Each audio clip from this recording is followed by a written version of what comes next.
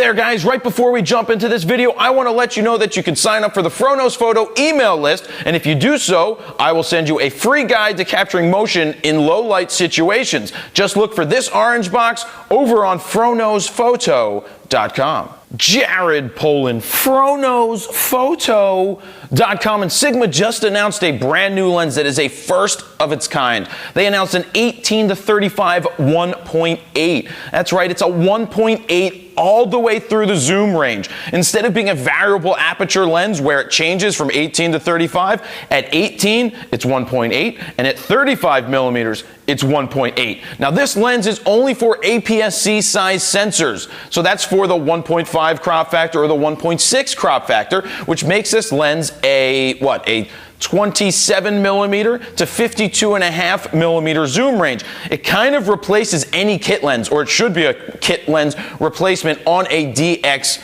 camera. Now this is part of the art line of lenses that Sigma has created. Sigma has really stepped up their game in creating better, more just consistent professional glass for all different cameras. Now this lens is going to be for Nikon, Canon, and Sigma mounts.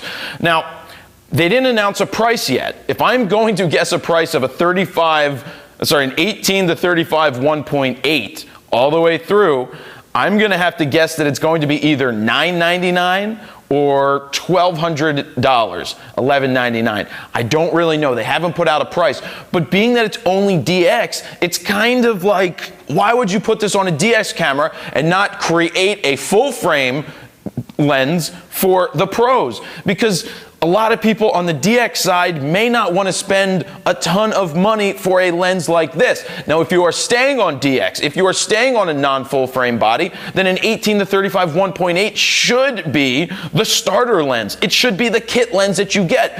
But what's going to scare people away is the price if it is too high. If it costs more than the body that somebody purchased, they're probably not going to understand at the beginning the importance of an 18 to 35 1.8. That zoom range is incredible. I mean, imagine having the 1.8 aspect instead of 2.8. You're now saying mine's a 1.8, how big is yours?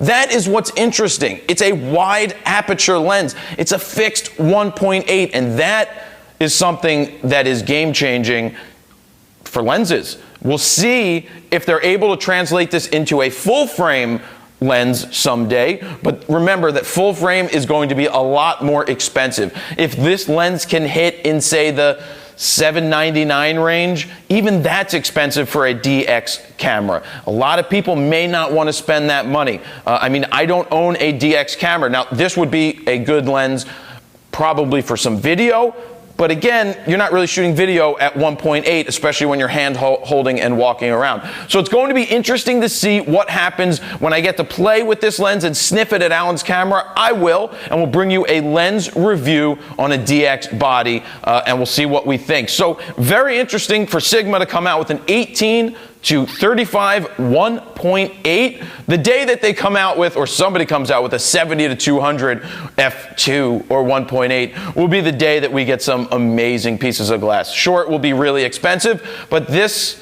is an interesting lens, and only time will tell how much it's going to be when they release it. So there you have it. Jared Polin, phronosphoto.com. See ya. Are you on Instagram? Well, I'm on Instagram. You can follow me at Jared Polin.